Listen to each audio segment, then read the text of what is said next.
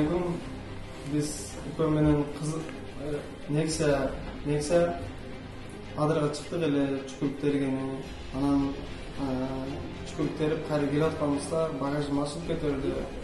Анан үпөмдү багажга салып, багажда кабап кетти деп айткан. Анан мындай биз законду билген эмеспиз.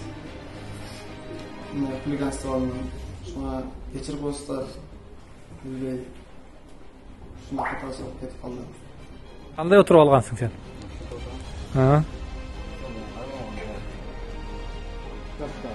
Колуң көрүнбөй аткан кандай? Колуң кандай алгансың? Башым ичкери болгон да. Ушинтип алып кеттиң беле?